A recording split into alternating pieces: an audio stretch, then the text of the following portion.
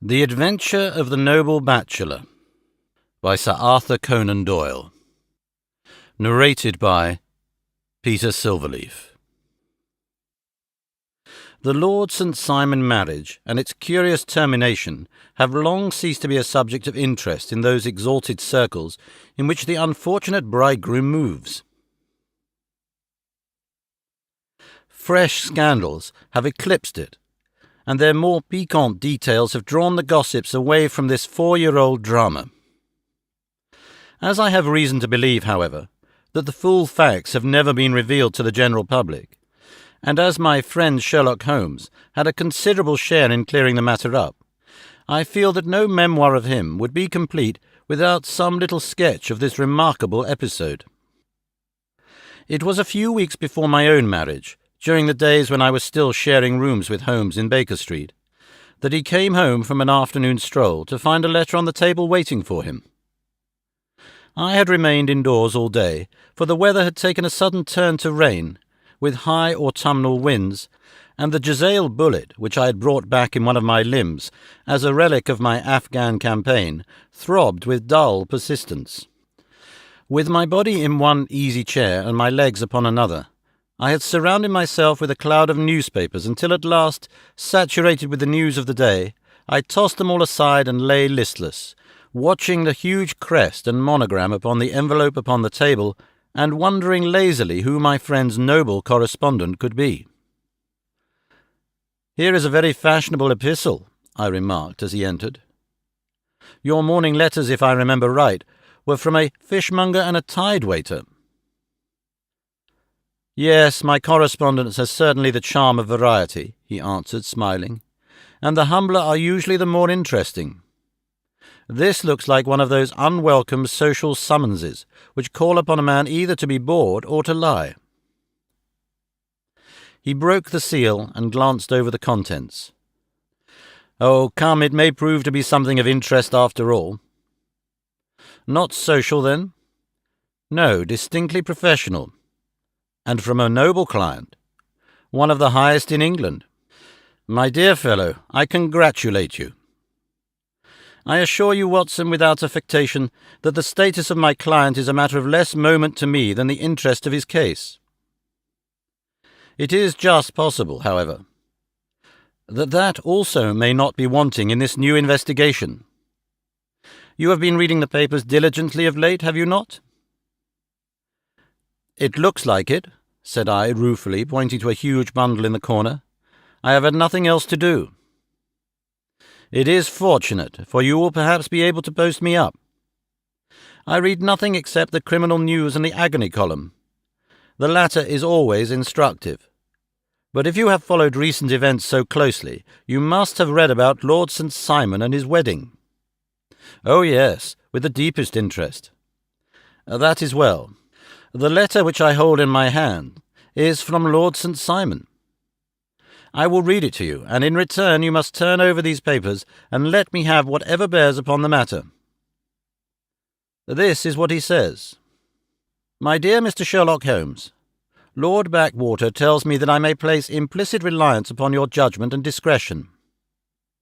I have determined, therefore, to call upon you and to consult you in reference to the very painful event which has occurred in connection with my wedding.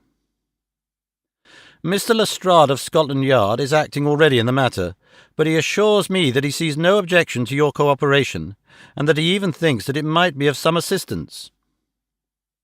I will call at 4 o'clock in the afternoon, and, should you have any other engagement at that time, I hope that you will postpone it, as this matter is of paramount importance.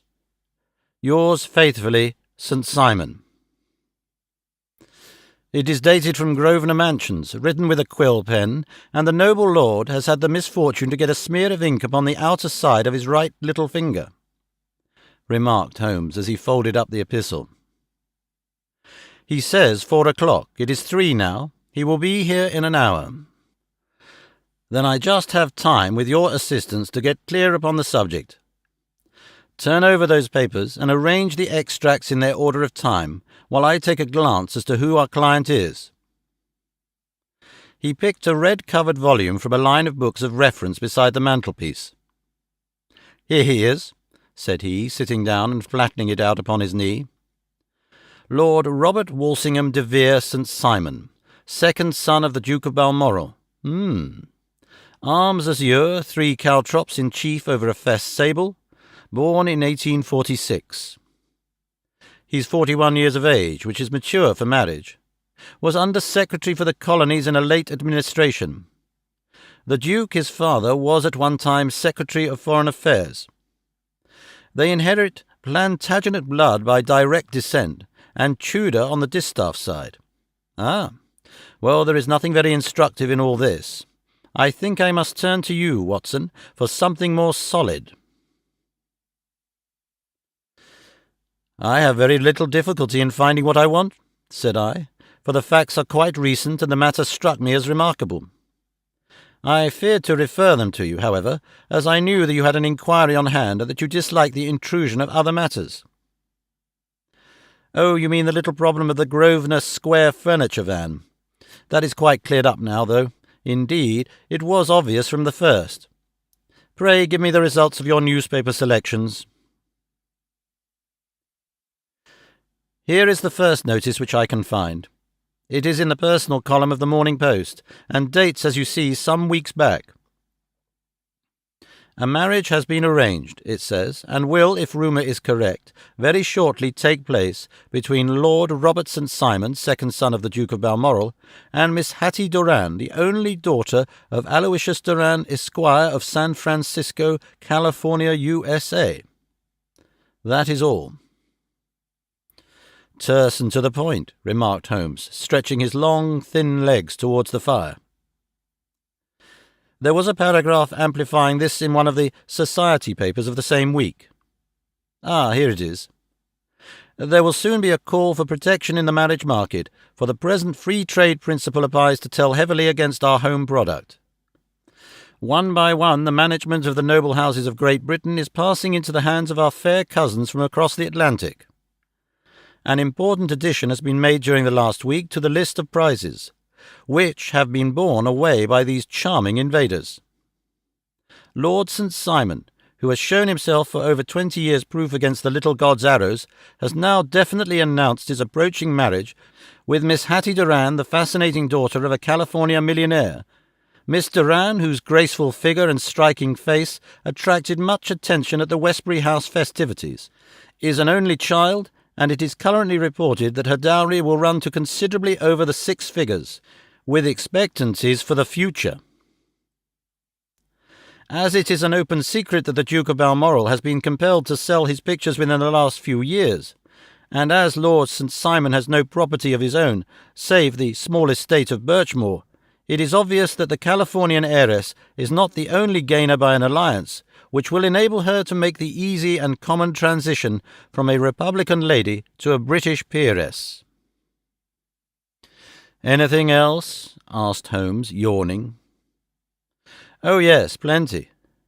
Then there is another note in the Morning Post to say that the marriage would be an absolutely quiet one, that it would be at St. George's, Hanover Square, that only half a dozen intimate friends would be invited, and that the party would return to the furnished house at Lancaster Gate, which has been taken by Mr. Aloysius Doran. 2 days later, that is, on Wednesday last, there is a curt announcement that the wedding had taken place, and that the honeymoon would be passed at Lord Backwater's place, near Petersfield. Those are all the notices which appeared before the disappearance of the bride." "Before the what?" asked Holmes with a start. "The vanishing of the lady." "When did she vanish, then?" "At the wedding breakfast." "Indeed. This is more interesting than it promised to be. Quite dramatic, in fact." "Yes, it struck me as being a little out of the common." "They often vanish before the ceremony, and occasionally during the honeymoon, but I cannot call to mind anything quite so prompt as this. Pray let me have the details." "I warn you that they are very incomplete." "Perhaps we may make them less so." "Such as they are set forth in a single article of a morning paper of yesterday, which I will read to you. It is headed, 'Singular Occurrence at a Fashionable Wedding.' The family of Lord Robert St. Simon has been thrown into the greatest consternation by the strange and painful episodes which have taken place in connection with his wedding. The ceremony, as shortly announced in the papers of yesterday, occurred on the previous morning, but it is only now that it has been possible to confirm the strange rumours which have been so persistently floating about. In spite of the attempts of the friends to hush the matter up, so much public attention has now been drawn to it that no good purpose can be served by affecting to disregard what is a common subject for conversation. The ceremony, which was performed at St. George's, Hanover Square, was a very quiet one, no one being present save the father of the bride, Mr. Aloysius Doran, the Duchess of Balmoral, Lord Backwater, Lord Eustace, and Lady Clara St. Simon, the younger brother and sister of the bridegroom, and Lady Alicia Whittington. The whole party proceeded afterwards to the house of Mr. Aloysius Doran at Lancaster Gate, where breakfast had been prepared. It appears that some little trouble was caused by a woman, whose name has not been ascertained, who endeavoured to force her way into the house after the bridal party, alleging that she had some claim upon Lord St. Simon. It was only after a painful and prolonged scene that she was ejected by the butler and the footman. The bride, who had fortunately entered the house before this unpleasant interruption, had sat down to breakfast with the rest, when she complained of a sudden indisposition and retired to her room. Her prolonged absence having caused some comment, her father followed her, but learned from her maid that she had only come up to her chamber for an instant, caught up an ulster and bonnet, and hurried down to the passage. One of the footmen declared that he had seen a lady leave the house thus apparelled, but had refused to credit that it was his mistress, believing her to be with the company. On ascertaining that his daughter had disappeared, Mr. Aloysius Doran, in conjunction with the bridegroom, instantly put themselves in communication with the police, and very energetic inquiries are being made, which will probably result in a speedy clearing up of this very singular business. Up to a late hour last night, however, nothing had transpired as to the whereabouts of the missing lady. There are rumours of foul play in the matter, and it is said that the police have caused the arrest of the woman who had caused the original disturbance, in belief that, from jealousy or some other motive, she may have been concerned in the strange disappearance of the bride. And that is all? Only one little item in another of the morning papers, but it is a suggestive one. And it is? That Miss Flora Miller, the lady who had caused the disturbance, has actually been arrested. It appears that she was formerly a danseuse at the Allegro, and that she has known the bridegroom for some years. There are no further particulars, and the whole case is in your hands now, so far as it has been set forth in the public press. And an exceedingly interesting case it appears to be. I would not have missed it for the worlds. But there is a ring at the bell, Watson, and as the clock makes it a few minutes after 4, I have no doubt that this will prove to be our noble client. Do not dream of going, Watson, for I very much prefer having a witness, if only as a check to my own memory. Lord Robert St. Simon, announced our page-boy, throwing open the door. A gentleman entered with a pleasant, cultured face, high-nosed and pale, with something perhaps of petulance about the mouth, and with the steady, well-opened eye of a man whose pleasant lot it had ever been to command and to be obeyed. His manner was brisk, and yet his general appearance gave an undue impression of age, for he had a slight forward stoop and a little bend of the knees as he walked. His hair, too, as he swept off his very curly-brimmed hat, was grizzled round the edges and thin upon the top.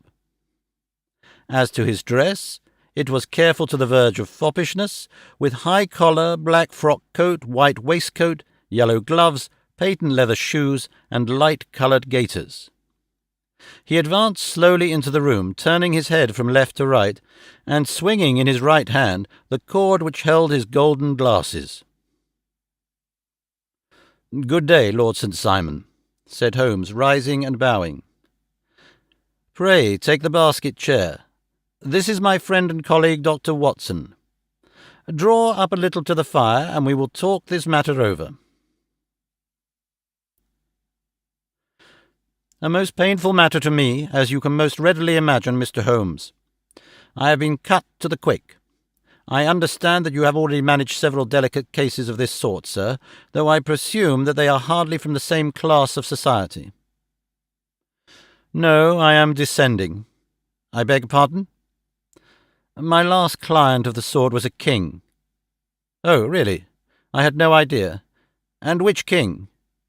The King of Scandinavia. What? Had he lost his wife? You can understand, said Holmes suavely, that I extend to the affairs of my other clients the same secrecy which I promised to you in yours. Of course. Very right, very right. I am sure. I beg pardon. As to my own case, I am ready to give you any information which may assist you in forming an opinion. Thank you. I have already learned all that is in the public prints, nothing more.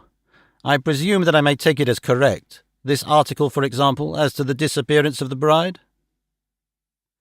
Lord St. Simon glanced over it. Yes, it is correct, as far as it goes.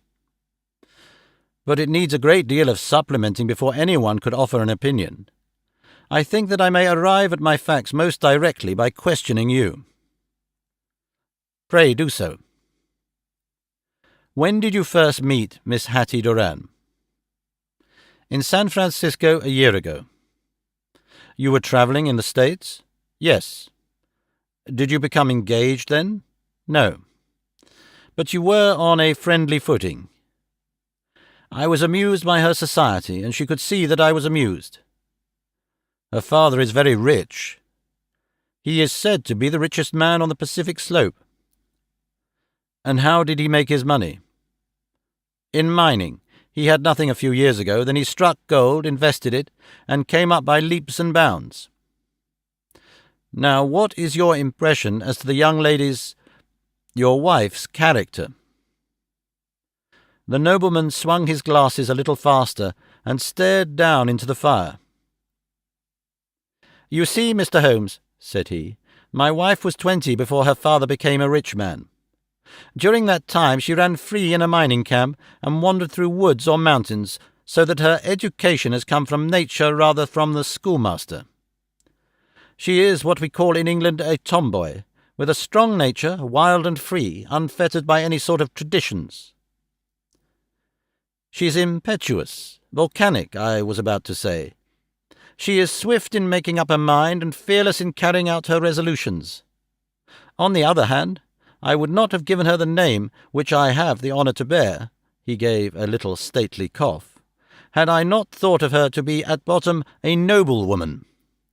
I believe that she is capable of heroic self-sacrifice, and that anything dishonourable would be repugnant to her. Have you her photograph? I brought this with me. He opened a locket and showed us the full face of a very lovely woman.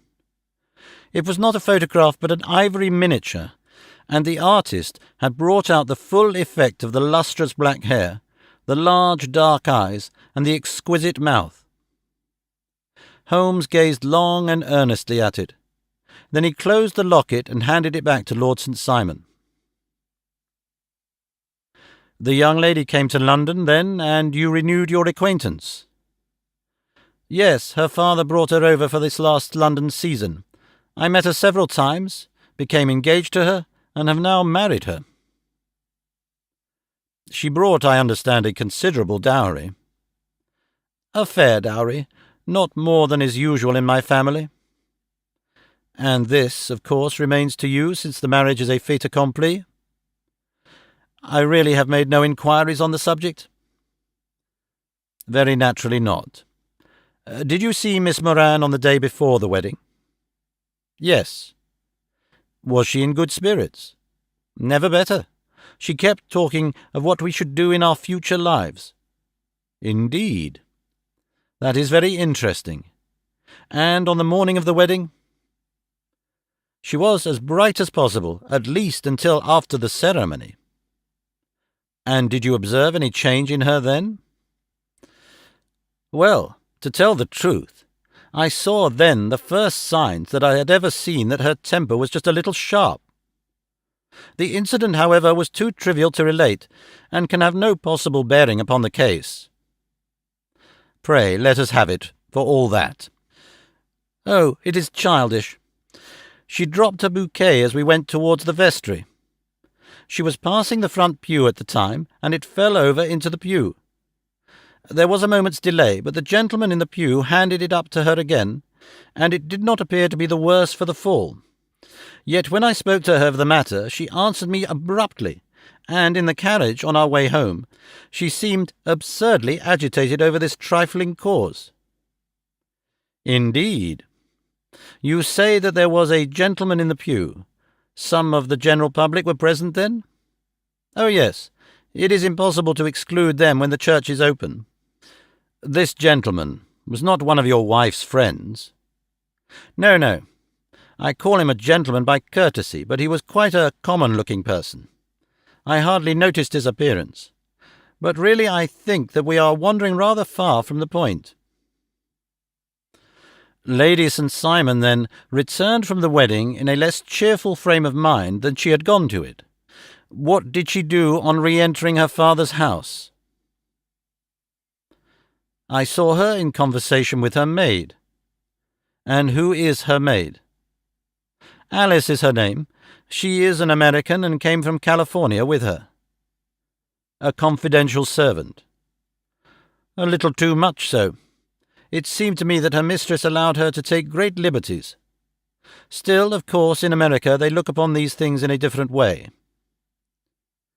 How long did she speak to this Alice?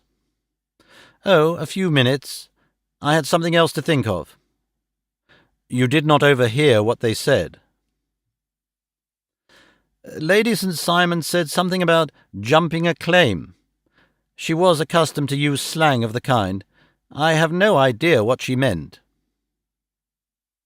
American slang is very expressive sometimes. And what did your wife do when she finished speaking to her maid? She walked into the breakfast room. On your arm? No, alone. She was very independent in little matters like that. Then, after we had sat down for 10 minutes or so, she rose hurriedly, muttered some words of apology, and left the room. She never came back. But this maid, Alice, as I understand, deposes that she went to her room, covered her bride's dress with a long ulster, put on a bonnet, and went out. Quite so. And she was afterwards seen walking into Hyde Park in company with Flora Miller, a woman who is now in custody and who had already made a disturbance at Mr. Doran's house that morning. Ah, yes. I should like a few particulars as to this young lady and your relations to her. Lord St. Simon shrugged his shoulders and raised his eyebrows. We have been on a friendly footing for some years. I may say on a very friendly footing. She used to be at the Allegro. I have not treated her ungenerously, and she had no just cause of complaint against me. But you know what women are, Mr. Holmes. Flora was a dear little thing, but exceedingly hot-headed and devotedly attached to me. She wrote me dreadful letters when she heard that I was about to be married, and, to tell the truth, the reason why I had the marriage celebrated so quietly was that I feared lest there might be a scandal in the church. She came to Mr. Doran's door just after we returned, and she endeavoured to push her way in, uttering very abusive expressions towards my wife, and even threatening her. But I had foreseen the possibility of something of the sort, and I had 2 police fellows there in private clothes who soon pushed her out again. She was quiet when she saw that there was no good in making a row. Did your wife hear all this? No, thank goodness, she did not. And she was seen walking with this very woman afterwards? Yes, that is what Mr. Lestrade of Scotland Yard looks upon as so serious. It is thought that Flora decoyed my wife out and laid some terrible trap for her. Well, it is a possible supposition. You think so too? I did not say a probable one. But you do not yourself look upon this as likely? I do not think Flora would hurt a fly. Still, jealousy is a strange transformer of characters. Pray, what is your own theory as to what took place? Well, really, I came to seek a theory, not to propound one. I have given you all the facts. Since you ask me, however, I may say that it has occurred to me as possible that the excitement of this affair, the consciousness that she had made so immense a social stride, had the effect of causing some little nervous disturbance in my wife. In short, that she had become suddenly deranged? Well, really, when I consider that she has turned her back, I will not say upon me, but upon so much that many have aspired to without success, I can hardly explain it in any other fashion. Well, certainly that is also a conceivable hypothesis, said Holmes, smiling. And now, Lord St. Simon, I think that I have nearly all my data. May I ask whether you were seated at the breakfast table so that you could see out of the window? We could see the other side of the road and the park. Quite so. Then I do not think I need to detain you any longer. I shall communicate with you. Should you be fortunate enough to solve this problem, said our client, rising. I have solved it. Eh? What was that? I say that I have solved it. Where then is my wife? That is a detail which I shall speedily supply. Lord St. Simon shook his head. I am afraid that it will take wiser heads than yours or mine, he remarked, and bowing in a stately old-fashioned manner, he departed. It is very good of Lord St. Simon to honour my head by putting it on a level with his own, said Sherlock Holmes, laughing. I think that I shall have a whisky and soda and a cigar after all this cross-questioning. I had formed my conclusions as to the case before our client came into the room. My dear Holmes, I have notes of several similar cases, though none, as I remarked before, which were quite as prompt. My whole examination served to turn my conjecture into a certainty.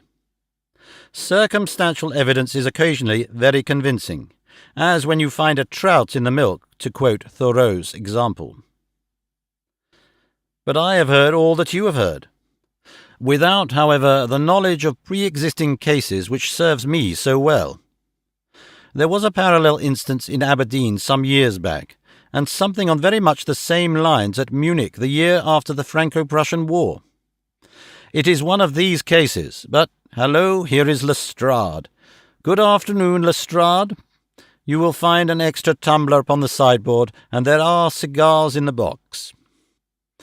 The official detective was attired in a pea-jacket and cravat, which gave him a decidedly nautical appearance, and he carried a black canvas bag in his hand. With a short greeting he seated himself and lit the cigar which had been offered to him. "What's up, then?" asked Holmes with a twinkle in his eye. "You look dissatisfied." "And I feel dissatisfied. It is this infernal St. Simon marriage case. I can make neither head nor tail of the business." "Really? You surprise me. Who ever heard of such a mixed affair? Every clue seems to slip through my fingers. I've been at work upon it all day." "And very wet it seems to have made you," said Holmes, laying his hand upon the arm of the pea-jacket. "Yes, I have been dragging the Serpentine." "In heaven's name, what for?" "In search of the body of Lady St. Simon." Sherlock Holmes leaned back in his chair and laughed heartily. "Have you dragged the basin of Trafalgar Square fountain?" he asked. "Why, what do you mean?" "Because you have just as good a chance of finding this lady in the one as in the other."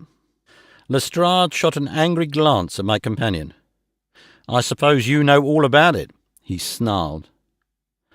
"Well, I have only just heard the facts, but my mind is made up." "Oh, indeed. Then you think that the Serpentine plays no part in the matter?" "I think it is very unlikely." "Then perhaps you will kindly explain how it is that we found this in it." He opened his bag as he spoke, and tumbled onto the floor a wedding dress of watered silk, a pair of white satin shoes, and a bride's wreath and veil, all discoloured and soaked in water. "There," said he, putting a new wedding ring upon the top of the pile. "There is a little nut for you to crack, Master Holmes." "Oh, indeed," said my friend, blowing blue rings into the air. "You dragged them from the Serpentine?" "No, they were found floating near the margin by a park keeper. They have been identified as her clothes, and it seemed to me that if the clothes were there the body would not be far off." "By the same brilliant reasoning, every man's body is to be found in the neighbourhood of his wardrobe. And pray, what did you hope to arrive at through this?" "At some evidence implicating Flora Miller in the disappearance." "And how?" "In the dress is a pocket. In the pocket is a card case. In the card case is a note, and here is the very note." He slapped it down upon the table in front of him. "Listen to this. You will see me when all is ready. Come at once, F.H.M. Now, my theory all along has been that Lady St. Simon was decoyed away by Flora Miller, and that she, with confederates no doubt, was responsible for her disappearance. Here, signed with her initials, is the very note which was no doubt quietly slipped into her hand at the door, and which lured her within their reach." "Very good, Lestrade," said Holmes, laughing. "You really are very fine indeed. Let me see it." He took up the paper in a listless way, but his attention instantly became riveted, and he gave a little cry of satisfaction. "This is indeed important," said he. "Ah, you find it so?" "Extremely so. I congratulate you warmly." Lestrade rose in his triumph and bent his head to look. "Why?" he shrieked. "You're looking at the wrong side." "On the contrary, this is the right side." "The right side? You're mad. Here is the note written in pencil over here." "And over here is what appears to be the fragment of a hotel bill, which interests me deeply." "There's nothing in it. I looked at it before," said Lestrade. "October 4th, rooms 8 shillings, breakfast 2 shillings and sixpence, cocktail 1 shilling, lunch 2 shillings and sixpence, glass sherry 8 pence. I see nothing in that." "Very likely not. It is most important all the same. As to the note, it is important also, or at least the initials are. So I congratulate you again." "I've wasted time enough," said Lestrade, rising. "I believe in hard work and not in sitting by the fire spinning fine theories. Good day, Mr. Holmes, and we shall see which gets to the bottom of the matter first." He gathered up the garments, thrust them into the bag, and made for the door. "Just one hint to you, Lestrade," drawled Holmes before his rival vanished. "I will tell you the true solution of the matter. Lady St. Simon is a myth. There is not, and there never has been, any such person." Lestrade looked sadly at my companion. Then he turned to me, tapped his forehead 3 times, shook his head solemnly, and hurried away. He had hardly shut the door behind him when Holmes rose to put on his overcoat. "There is something in what the fellow says about outdoor work," he remarked. "So I think, Watson, that I must leave you to your papers for a little." It was after 5 o'clock when Sherlock Holmes left me, but I had no time to be lonely, for within an hour there arrived a confectioner's man with a very large flat box. This he unpacked with the help of a youth whom he had brought with him, and presently, to my very great astonishment, a quite Epicurean little cold supper began to be laid out upon our humble lodging-house mahogany. There were a couple of brace of cold woodcock, a pheasant, a pâté de foie gras pie, with a group of ancient and cobwebby bottles. Having laid out all these luxuries, my 2 visitors vanished away, like the genii of the Arabian Nights, with no explanation, save that the things had been paid for and were ordered to this address. Just before 9 o'clock, Sherlock Holmes stepped briskly into the room. His features were gravely set, but there was a light in his eye which made me think that he had not been disappointed in his conclusions. "They have laid the supper, then?" he said, rubbing his hands. "You seem to expect company. They have laid for 5. Yes, I fancy we may have some company dropping in, said he. I am surprised that Lord St. Simon has not already arrived. Ah, I fancy that I hear his step now upon the stairs. It was indeed our visitor of the afternoon, who came bustling in, dangling his glasses more vigorously than ever, and with a very perturbed expression upon his aristocratic features. "My messenger reached you, then?" asked Holmes. "Yes, and I confess that the contents startled me beyond measure. Have you good authority for what you say?" "The best possible." Lord St. Simon sank into a chair and passed his hand over his forehead. "What will the Duke say," he murmured, "when he hears that one of the family has been subjected to such a humiliation?" "It is the purest accident. I cannot allow that there is any humiliation." "Ah, you look on these things from another standpoint." "I fail to see that anyone is to blame. I can hardly see how the lady could have acted otherwise, though her abrupt method of doing it was undoubtedly to be regretted. Having no mother, she had no one to advise her at such a crisis." "It was a slight, sir, a public slight," said Lord St. Simon, tapping his fingers upon the table. "You must make allowance for this poor girl, placed in so unprecedented a position." "I will make no allowance. I am very angry indeed, and I have been shamefully used." "I think I heard a ring," said Holmes. "Yes, there are steps on the landing. If I cannot persuade you to take a lenient view of the matter, Lord St. Simon, I have brought an advocate here who may be more successful." He opened the door and ushered in a lady and gentleman. "Lord St. Simon," said he, "allow me to introduce you to Mr. and Mrs. Francis Hay Moulton. The lady, I think, you have already met." At the sight of these newcomers, our client had sprung from his seat and stood very erect, with his eyes cast down and his hand thrust into the breast of his frock coat, a picture of offended dignity. The lady had taken a quick step forward and held out her hand to him, but he still refused to raise his eyes. It was as well, for his resolution, perhaps, for her pleading face was one which it was hard to resist. "You're angry, Robert," said she. "Well, I guess you have every cause to be." "Pray, make no apology to me," said Lord St. Simon bitterly. "Oh, yes, I know that I have treated you real bad, and that I should have spoken to you before I went, but I was kind of rattled, and from the time when I saw Frank here again, I just didn't know what I was doing or saying. I only wonder I didn't fall down and do a faint right there before the order." "Perhaps, Mrs. Moulton, you would like my friend and me to leave the room while you explain this matter."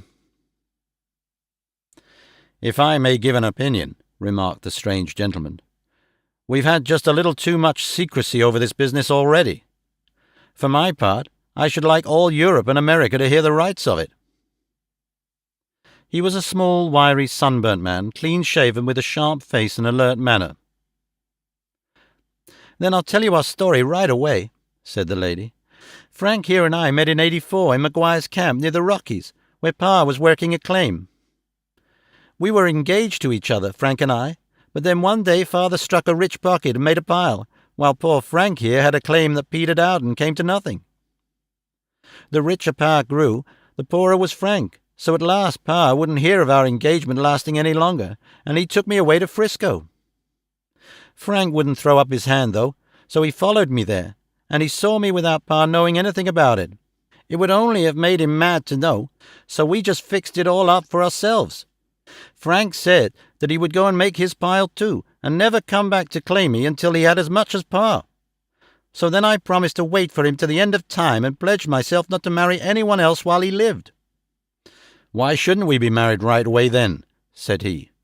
"And then I will feel sure of you, and I won't claim to be your husband until I come back." Well, we talked it over, and he had fixed it all up so nicely, with a clergyman all ready and waiting, that we just did it right there, and then Frank went off to seek his fortune, and I went back to Pa. The next I heard of Frank was that he was in Montana, and then he went prospecting in Arizona, and then I heard of him from New Mexico. After that came a long newspaper story about how a miners' camp had been attacked by Apache Indians, and there was my Frank's name among the killed. I fainted dead away, and I was very sick for months after. Pa thought I had a decline, and took me to half the doctors in Frisco. Not a word of news came for a year and more, so that I never doubted that Frank was really dead. Then Lord St. Simon came to Frisco, and we came to London, and a marriage was arranged, and Pa was very pleased. But I felt all the time that no man on this earth would ever take the place in my heart that had been given to my poor Frank. Still, if I had married Lord St. Simon, of course I'd have done my duty by him. We can't command our love, but we can our actions. I went to the altar with him, with the intention to make him just as good a wife as it was in me to be. But you may imagine what I felt when, just as I came to the altar rails, I glanced back and saw Frank standing and looking at me out of the first pew. I thought it was his ghost at first, but when I looked again, there he was still, with a kind of question in his eyes, as if to ask me whether I were glad or sorry to see him. I wonder I didn't drop. I know that everything was turning round, and the words of the clergyman were just like the buzz of a bee in my ear. I didn't know what to do. Should I stop the service and make a scene in the church? I glanced at him again, and he seemed to know what I was thinking, for he raised his finger to his lips to tell me to be still. Then I saw him scribble on a piece of paper, and I knew that he was writing me a note. As I passed his pew on the way out, I dropped my bouquet over to him, and he slipped the note into my hand when he returned me the flowers. It was only a line asking me to join him when he had made the sign to me to do so. Of course, I never doubted for a moment that my first duty was now to him, and I determined to do just whatever he might direct. When I got back, I told my maid, who had known him in California, and had always been his friend. I ordered her to say nothing, but to get a few things packed and my ulster ready. I know I ought to have spoken to Lord St. Simon, but it was dreadful hard before his mother and all those great people. I just made up my mind to run away and explain afterwards. I hadn't been at the table 10 minutes before I saw Frank out of the window at the other side of the road. He beckoned to me and then began walking into the park.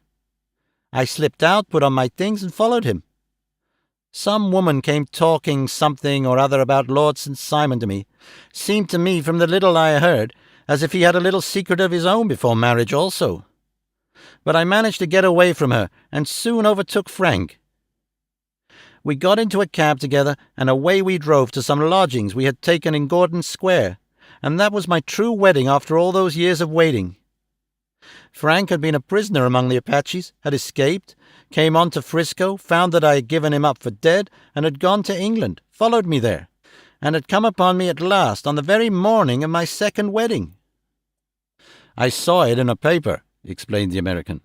"It gave the name and the church, but not where the lady lived." Then we had a talk as to what we should do, and Frank was all for openness, but I was so ashamed of it all that I felt as if I should like to vanish away and never see any of them again. Just sending a line to Pa, perhaps, to show him that I was alive. It was awful to me to think of all those lords and ladies sitting round that breakfast table and waiting for me to come back. So Frank took my wedding clothes and things and made a bundle of them, so that I should not be traced, and dropped them away somewhere where no one could find them. It is likely that we should have gone on to Paris tomorrow, only that this good gentleman, Mr. Holmes, came round to us this evening, though how he found us is more than I can think. And he showed us very clearly and kindly that I was wrong and that Frank was right, and that we should be putting ourselves in the wrong if we were so secret. Then he offered to give us a chance of talking to Lord St. Simon alone, and so we might come right away round to his rooms at once. Now, Robert, you have heard it all, and I am very sorry if I have given you pain, and I hope that you do not think very meanly of me." Lord St. Simon had by no means relaxed his rigid attitude, but had listened with a frowning brow and a compressed lip to this long narrative. "Excuse me," he said, "but it is not my custom to discuss my most intimate personal affairs in this public manner." "Then you won't forgive me? You won't shake hands before I go?" "Oh, certainly, if it would give you any pleasure." He put out his hand and coldly grasped that which he extended to him. "I had hoped," suggested Holmes, "that you would have joined us in a friendly supper." "I think that you ask a little too much," responded his lordship. "I may be forced to acquiesce in these recent developments, but I can hardly be expected to make merry over them. I think that, with your permission, I will now wish you all a very good night."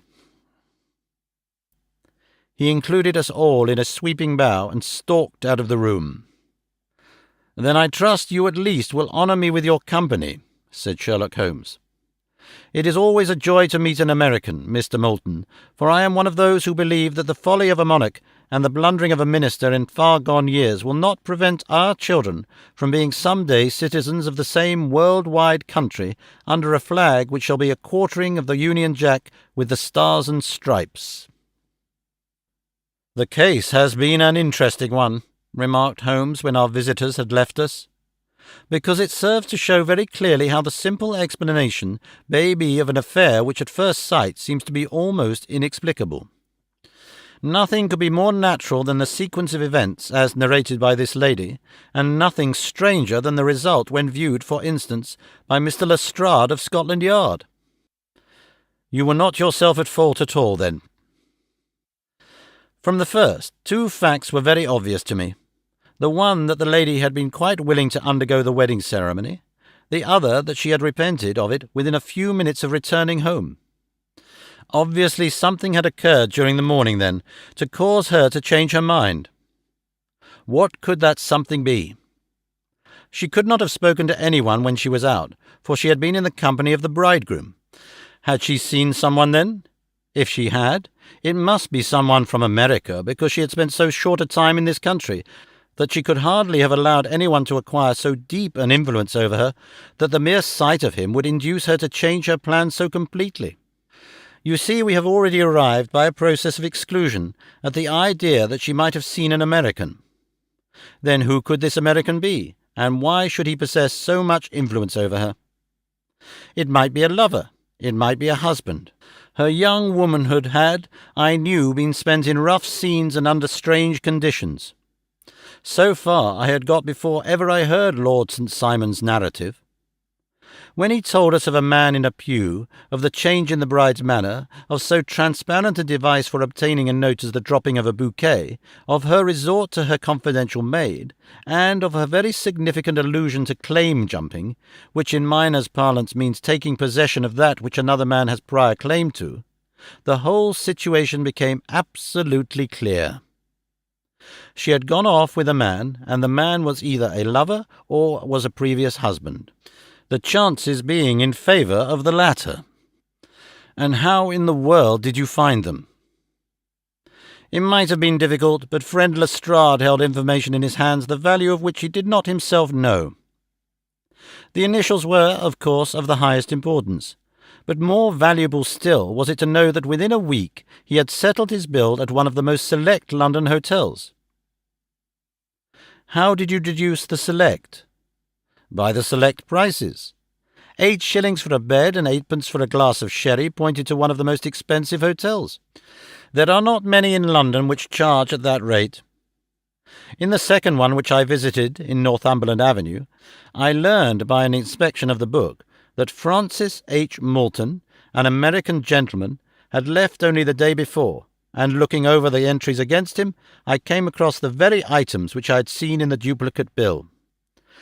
His letters were to be forwarded to 226 Gordon Square, so thither I travelled, and being fortunate enough to find the loving couple at home, I ventured to give them some paternal advice, and to point out to them that it would be better in every way that they should make their position a little clearer both to the general public and to Lord St. Simon in particular. I invited them to meet me here, and, as you see, I made him keep the appointment. But with no very good result, I remarked. His conduct was certainly not very gracious. Ah, Watson, said Holmes, smiling, Perhaps you would not be very gracious either if, after all the trouble of wooing and wedding, you found yourself deprived in an instant of wife and of fortune. I think that we may judge Lord St. Simon very mercifully, and thank our stars that we are never likely to find ourselves in the same position. Draw your chair up and hand me my violin, for the only problem we still have to solve is how to while away these bleak autumnal evenings.